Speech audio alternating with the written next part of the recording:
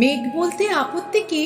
বেশ, বলতে পারি ছাদের ওপর মেঘ দাঁড়াতো ফুল পিসিমার বাড়ি। গ্রীষ্ম ছুটি চলছে তখন, তখন মানে কবে?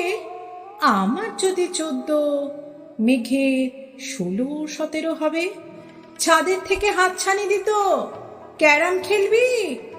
আয়, সারা দুপুর কাহা তকার ক্যারাম খেলা যায়।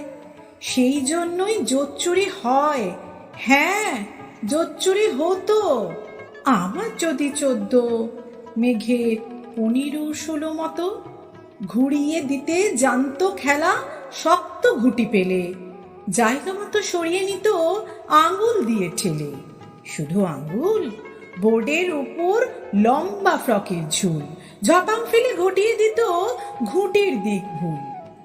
এই এখানে না ওখানে, এইটা না ওইটা, ঝাঁপিয়ে পড়ে ছিনিয়ে নিল ঘুঁটির বাক্সটা। ঘুঁটিরও সেই প্রথম মরণ।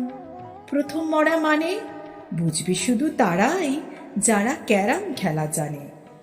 চলেও গেল কদিন পরে মেঘ যেমন যায়, কাঠফাটা রোদ দাঁড়িয়ে পড়ল মেঘের জায়গায়। খেলা শেখাও, খেলা শেখাও, হাপির তেজ কাক।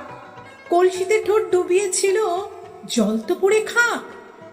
খাওয়া সেই কলসি আবার পরের বছর জলে ভরল কেমন তোমায়। ধ্যান, সেসব কি কেউ বলে? আত্মীয় হয়, আত্মীয় হয়, আত্মীয় না ছাই। সত্যি করে বলো এবার, সব জানতে চাই। 2-1 ক্লাসের বয়স বেশি গ্রীষ্ম ছুটি হলে, ঘুরেও গেছে কয়েক বছর এই জানে সকলে। আজকে দগ্ধ গ্রীষ্ম আমার তোমায় বলতে পারি, মেঘ দেখতাম ছাদের ঘরে ফুল পিসিমার বাড়ি। মেঘ দেখতাম ছাদের ঘরে ফুল পিসিমার বাড়ি।